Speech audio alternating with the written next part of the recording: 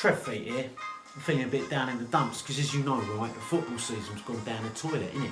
But then match of the day people, what they're doing, right, they're doing all these lists of like top 10. So I thought, why has nobody come up with like a yoga guru's first 11?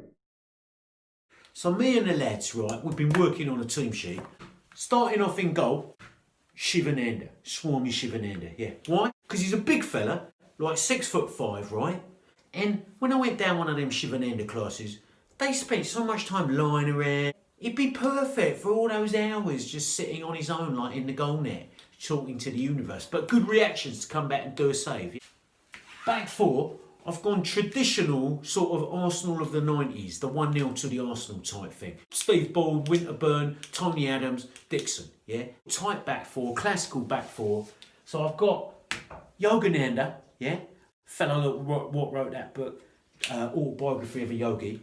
Couldn't finish it, never read anything like that in my life, but it's a classic. Next to him, Krishnamacharya. Apparently he's the father of all these other kind of newfangled yogas what come out in the 20th century.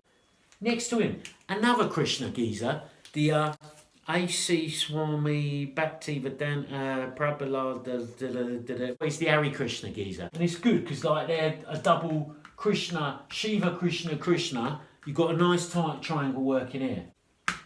And then on the right back, yeah, the geezer what got the Beatles well into all that yogic stuff, the Maharishi, the TM geezer. Moving on to my captain, the Roy Keane of the yoga world. No. Then Mr. Iyengar. He's going to sort everybody out, stop all the bickering, stop all the arguing, and tell them how he wants it done. Up here, the Stevie G of the yoga world. The person who brought personality and charisma in the 60s and 70s and got a whole bunch of people tuned into that Indian spiritual path when they was busy dropping acid. Ram Das. But he's a good lad, and I reckon he can do a night, get a few crosses in. On the other side of midfield, you want someone a little bit special. I'm thinking this guy could be the David Beckham of the yoga world. Jivamukti. You ever been to Jivamukti? They're well trendy, you know, they got all the tats right and, you know, the strange heroin chic like look on their face and like the weird earrings in the nose. Which leads us to top front three. What's the most dynamic form of yoga? The one where you do the most running around, jumping around. What is the Cristiano Ronaldo of yoga? Well, it's Ashtanga, innit? And who come up with that stuff? Pattabhi Jois, who is none other than in the lineage of Krishnamacharya, right?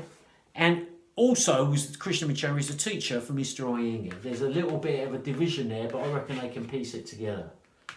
On the other side of the front three, you want someone who can do a little bit of magic.